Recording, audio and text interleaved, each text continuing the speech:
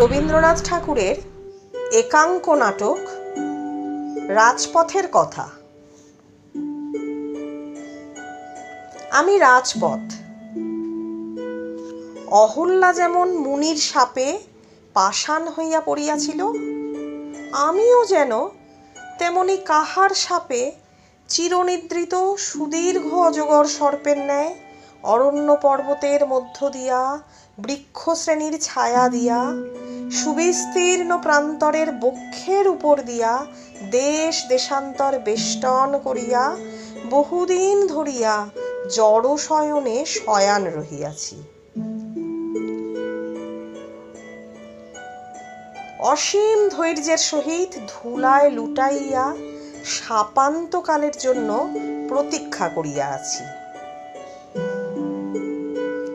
আমি চিরদিন স্থির অবিচল, চিরদিন একইভাবে শুইয়া আছি,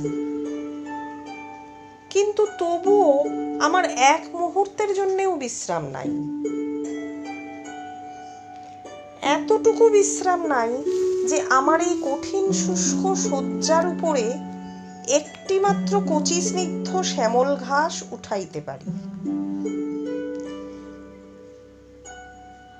এতটুকু সময় নাই যে আমার শিয়রের কাছে অতি ক্ষুদ্র একটি নীলবর্ণের বনফুল ফুটাইতে পারি।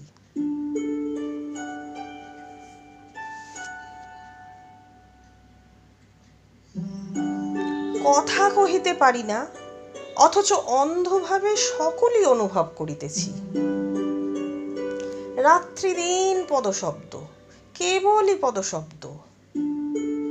আমার এই গভীর জড়নিদ্রার মধ্যে লক্ষ লক্ষ চরণের শব্দ অহর্নিশ দুঃস্বপ্নের ন্যায় আবর্তিত হইতেছে। আমি চরণের স্পর্শে হৃদয় পাঠ করিতে পারি। আমি বুঝিতে পারি কে গৃহে যাইতেছে, কে বিদেশে যাইতেছে,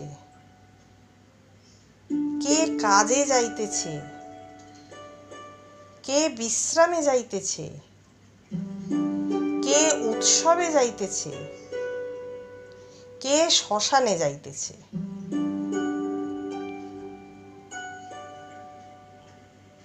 যাহার সুখের সংসার আছে, স্নেহের ছায়া আছে, সে প্রতি পদক্ষেপে সুখের ছবি আঁকিয়া আঁকিয়া চলে। সে প্রতি পদক্ষেপে মাটিতে আশার বীজ রুপিয়া রুপিয়া যায়। মনে হয় যেখানে যেখানে তাহার পা পড়িয়াছে সেখানে যেন মুহূর্তের মধ্যে এক একটি করিয়া লতা অঙ্কুরিত পুষ্পিত হইয়া উঠিবে।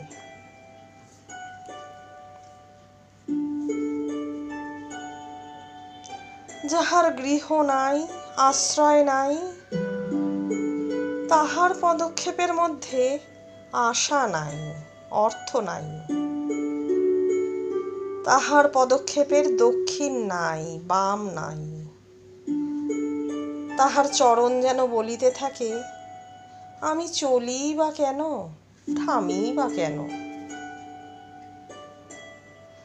তাহার পদক্ষেপে আমার শুষ্ক ধূলি যেন আরো শুকাইয়া যায়।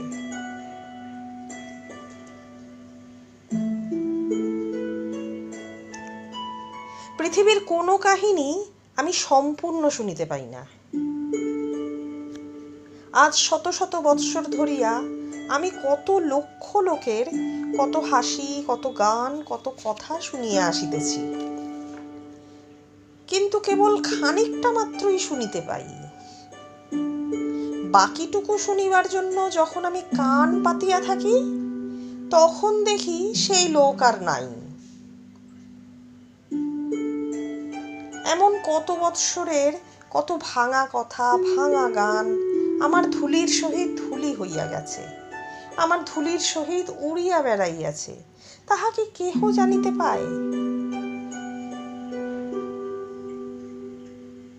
ওই শোনো, একজন গাহিল, তারে বলি বলি আর বলা হলো না। আহা, একটু দাঁড়াও, গানটা শেষ করিয়া যাও, সব কথাটা শুনি।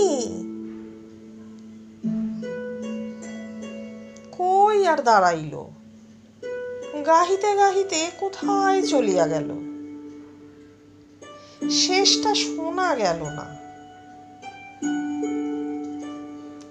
ওই একটি মাত্র পদ অর্ধেক রাত্রি ধরিয়া আমার কানে ধ্বনিত হইতে থাকিবে। মনে মনে ভাবিব, ও কে গেল, কোথায় যাইতেছে না জানি। যে কথাটা বলা হইল না তাহাই কি আবার বলিতে যাইতেছে। এবার যখন পথে আবার দেখা হইবে, সে যখন মুখ তুলিয়া ইহার মুখের দিকে চাহিবে, তখন বলি বলি করিয়া আবার যদি বলা না হয়,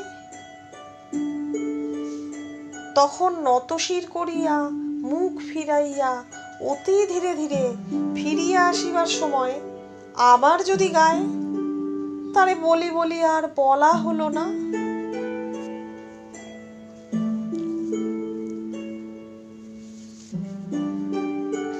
সমাপ্তি ও স্থায়িত্ব হয়তো কোথাও আছে, কিন্তু আমি তো দেখিতে পাই না। একটি চরণ চিহ্নও তো আমি বেশিক্ষণ ধরিয়া রাখিতে পারি না। অবিশ্রাম চিহ্ন পড়িতেছে, আবার নূতন পদ আসিয়া অন্য পদের চিহ্ন মুছিয়া যাইতেছে। যে চলিয়া যায় সে তো পশ্চাতে কিছু রাখিয়া যায় না। যদি তাহার মাথার বোঝা হইতে কিছু পড়িয়াও যায়, সহস্র চরণের তলে অবিশ্রাম দলিত হইয়া কিছুক্ষণেই তাহা ধুলিতে মিশাইয়া যায়। তবে এমনও দেখিয়াছি বটে, কোনো কোনো মহাজনের পুণ্যস্তূপের মধ্য হইতে এমন সকল অমর বীজ পড়িয়া গেছে, যাহা ধুলিতে পড়িয়া অঙ্কুরিত ও বর্ধিত হইয়া আমার পার্শ্বে স্থায়ী রূপে বিরাজ করিতেছে এবং নূতন পথিকদিগকে ছায়া দান করিতেছে। আমি কাহারও লক্ষ্য নহি, আমি সকলের উপায় মাত্র। আমি কাহারও গৃহ নহি, আমি সকলকে গৃহে লইয়া যাই। আমার অহরহ এই শোক যে আমাতে কেহ চরণ রাখে না, আমার উপরে কেহ দাঁড়াইতে চাহে না। যাহাদের গৃহ সুদূরে অবস্থিত, তাহারা আমাকেই অভিশাপ দেয়। আমি যে পরম ধৈর্যে তাহাদিগকে গৃহের দ্বার পর্যন্ত পৌঁছাইয়া দিই, তাহার জন্য কৃতজ্ঞতা কই পাই? গৃহে গিয়া বিশ্রাম, গৃহে গিয়া আনন্দ, গৃহে গিয়া সুখ সম্মিলন, আর আমার উপরে কেবল শ্রান্তির ভার, কেবল অনিচ্ছাকৃত শ্রম, কেবল বিচ্ছেদ। কেবল কি সুদূর হইতে গৃহ বাতায়ন হইতে মধুর হাস্যলহরী পাখা তুলিয়া সূর্যালোকে বাহির হইয়া আমার কাছে আসিবা মাত্রই সচকিতে শূন্যে মিলাইয়া যাইবে? গৃহের সেই আনন্দের কণা আমি কি একটুখানিও পাইব না?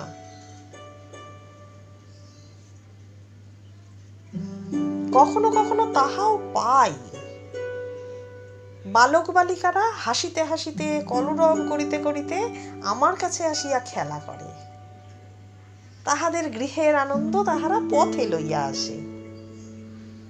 তাহাদের পিতার আশীর্বাদ, মাতার স্নেহ গৃহ হইতে বাহির হইয়া পথের মধ্যে আসিয়াও যেন গৃহ রচনা করিয়া দেয়। আমার ধুলিতে তারা স্নেহ দিয়া যায়। আমার স্তূপকে মৃদু মৃদু আঘাত করিয়া পরম স্নেহে ঘুম পাড়াইতে চায়। বিমল হৃদয় লইয়া বসিয়া বসিয়া তাহার সহিত কত কথা কয়।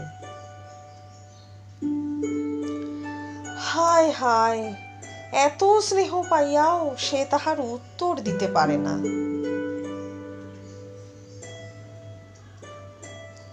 ছোট ছোট কোমল পাগুলি যখন আমার উপর দিয়া চলিয়া যায়, তখন আপনাকে বড় কঠিন বলিয়া মনে হয়। মনে হয় উহাদের পায়ে বাজিতেছে। কুসুমের দলের ন্যায় কোমল হইতে স্বাদ যায়।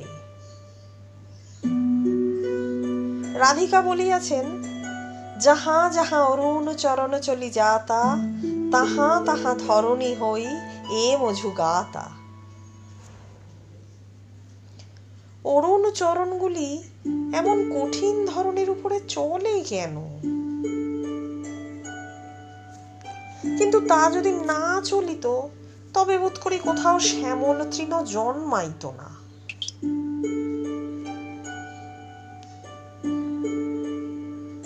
প্রতিদিন যাহারা নিয়মিত আমার উপরে চলে, তাহাদিগকে আমি বিশেষ রূপে চিনি। তাহারা জানে না যে তাহাদের জন্য আমি প্রতীক্ষা করিয়া থাকি। আমি মনে মনে তাহাদের মূর্তি কল্পনা করিয়া লইয়াছি। বহুদিন হইল এমনই একজনকে তাহার কোমল চরণ দুখানি লইয়া প্রতিদিন অপরাহ্নে বহুদূর হইতে আসিত। ছোট দুটি নূপুর রুনুঝুনু করিয়া তাহার পায়ে কাঁদিয়া কাঁদিয়া বাজিত। বুঝি তাহার ঠোঁট দুটি কথা কহিবার ঠোঁট নহে। বুঝি তাহার বড় বড় চোখ দুটি সন্ধ্যার আকাশের মতো বড় ম্লান ভাবে মুখের দিকে চাহিয়া থাকিত। যেখানে ওই বাঁধানো বটগাছের বাম দিকে আমার একটি শাখা লোকালয়ের দিকে চলিয়া গেছে, সেইখানে সে শান্ত দেহে গাছের তলায় চুপ করিয়া দাঁড়াইয়া থাকিত। আর একজনকে দিনের কাজ সমাপন করিয়া আনমনে গান গাহিতে গাহিতে সেই সময় লোকালয়ের দিকে চলিয়া যাইত। সে বোধ করি কোনো দিকে চাহিত না, কোনোখানে দাঁড়াইত না, হয়তো বা আকাশের তারার দিকে চাহিত, তাহার গৃহের দ্বারে গিয়া পূরবী গান সমাপ্ত করিত। সে চলিয়া গেলে বালিকা শ্রান্ত পদে আবার যে পথ দিয়ে আসিয়াছিল সেই পথে ফিরিয়া যাইত। বালিকা যখন ফিরিত, তখন জানিতাম অন্ধকার হইয়া আসিয়াছে। সন্ধ্যার অন্ধকার হিমস্পর্শ সর্বাঙ্গে অনুভব করিতে পারিতাম। তখন গোধূলির কাকের ডাক একেবারে থামিয়া যাইত। পথিকেরাও আর কেহ বড় চলিত না। সন্ধ্যার বাতাসে থাকিয়া থাকিয়া বাঁশ বন ঝরঝর ঝরঝর শব্দ করিয়া উঠিত। এমন কতদিন, এমন প্রতিদিন সে ধীরে ধীরে আসিত, ধীরে ধীরে ফিরিয়া যাইত। একদিন ফাল্গুন মাসের শেষাশেষি অপরাহ্নে যখন বিস্তর আম্রমুকুলের কেশর বাতাসে ঝরিয়া পড়িতেছে, তখন আরেকজন যে আসে সে আর আসিল না। সেদিন অনেক রাত্রে বালিকা বাড়িতে ফিরিয়া গেল। যেমন মাঝে মাঝে গাছ হইতে শুষ্ক পাতা ঝরিয়া পড়িতেছিল, তেমনি মাঝে মাঝে দুই এক ফোঁটা অশ্রু জল আমার নীরস তপ্ত ধূলির উপরে পড়িয়া মিলাইতেছিল।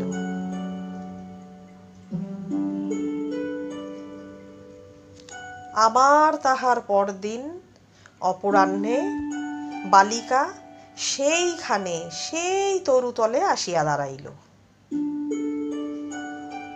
কিন্তু সেদিনও আর একজন আসিল না।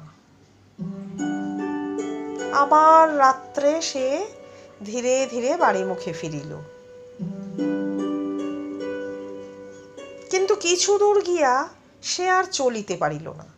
আমার উপরে ধূলির উপরে লুটাইয়া পড়িল। দুই বাহুতে মুখ ঢাকিয়া বুক ফাটিয়া কাঁদিতে লাগিল। কে গো মা, আজি এই বিজন রাত্রে আমার পক্ষেও কি কেহ আশ্রয় লইতে আসে? তুই যাহার কাছ হইতে ফিরিয়া আসিলি, সে কি আমার চেয়েও কঠিন? তুই যাহাকে ডাকিয়া সাড়া পাইলি না, সে কি আমার চেয়েও মুখ? তুই যাহার মুখের পানে চাহিলি সে কি আমার চেয়েও অন্ধ?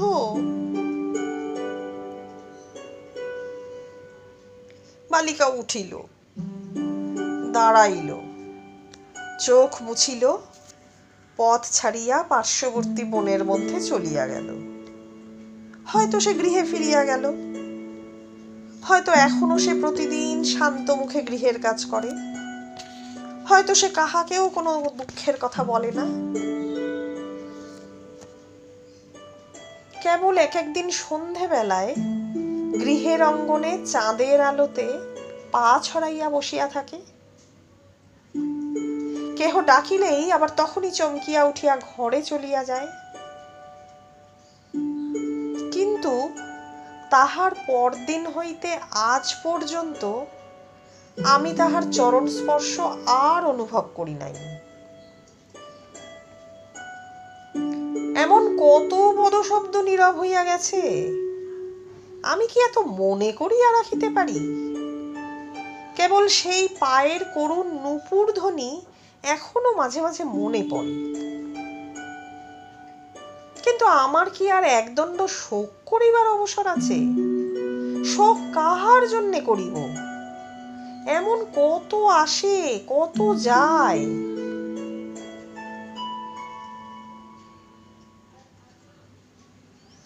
কি প্রখর রৌদ্র! এক একবার নিঃশ্বাস ফেলিতেছি আর তপ্ত ধুলা সুনীল আকাশ ধূসর করিয়া উড়িয়া যাইতেছে। ধনী দরিদ্র, সুখী দুঃখী, জরা যৌবন, হাসি কান্না, জন্ম মৃত্যু সমস্তই আমার উপর দিয়া একই নিঃশ্বাসে ধূলির স্রোতের মতো উড়িয়া চলিয়াছে। এই জন্যে পথের হাসিও নাই, কান্নাও নাই। গৃহই অতীতের জন্য শোক করে, বর্তমানের জন্য ভাবে, আবার ভবিষ্যতের আশাপথের দিকে চাহিয়াও থাকে। কিন্তু পথ প্রতি বর্তমান নিমেষের শত সহস্র নূতন অভ্যাগতকে লইয়াই সে ব্যস্ত।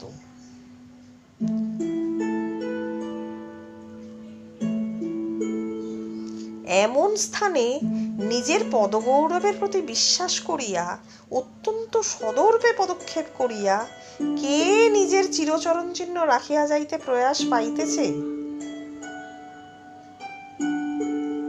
এখানকার বাতাসে যে দীর্ঘশ্বাস তুমি ফেলিয়া যাইতেছ, তুমি চলিয়া গেলে কি তাহারা তোমার পশ্চাতে পড়িয়া তোমার জন্য বিলাপ করিতে থাকিবে?